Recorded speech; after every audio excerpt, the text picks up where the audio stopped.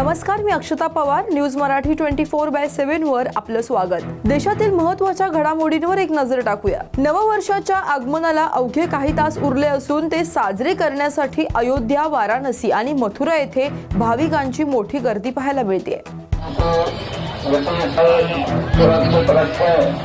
भंडारे आदमी मुझे सरकार को ग्रहण करने के पश्चात खाली दोना पत्थर आज को कूड़ेदान में नहीं डाले।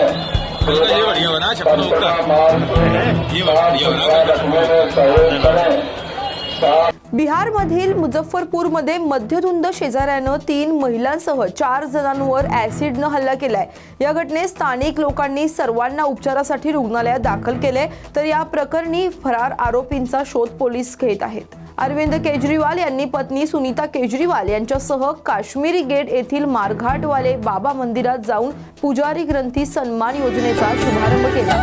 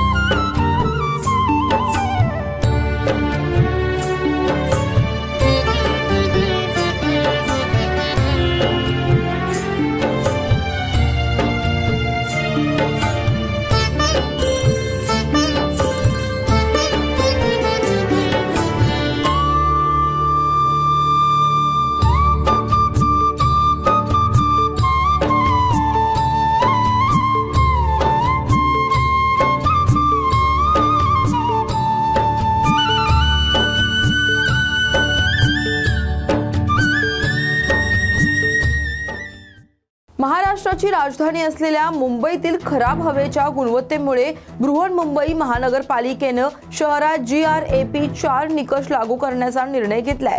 मुंबईतील सर्व खासगी आणि सार्वजनिक बांधकामे तात्काळ बंद करण्याचे आदेश देण्यात आलेत. बांगलारबारी योजनेतून भ्रष्टाचार आणि पक्षपात रोखण्यासाठी पश्चिम बंगाल सरकारनं टोल फ्री क्रमांक जारी करण्याचा निर्णय घेतलाय. पंजाबचे शेतकरी नेते जगजीत सिंग डल्लेवाल यांच्या आमरण उपोषणाचा आज 36वा दिवस आहे. यामुळे पंजाब बंदमुळे रेल्वे ट्रॅक आणि रस्ते ठप्प झालेत. शेतकरी संघटनांशी संबंधित लोक मोठ्या संख्येने आंदोलन करताना दिसत आहेत. अंमलबजावणी संचालनालयाच्या पथकानं मध्य प्रदेशातील अनेक ठिकाणी छापे टाकलेत.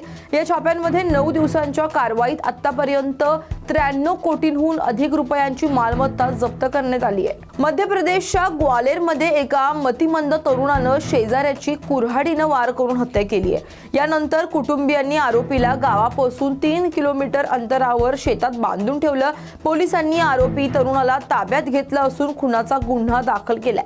झारखंडमधून रोजगाराच्या शोधात मध्य आफ्रिकेतील कॅमेरून येथे फसलेल्या विविध जिल्ह्यातील 47 मजुरांपैकी 11 जणांना परत आणण्यात आले. झारखंड सरकारची माहिती. अशाच बातम्यांसाठी पहा न्यूज मराठी 24/7. नवा भारत, नवा विचार.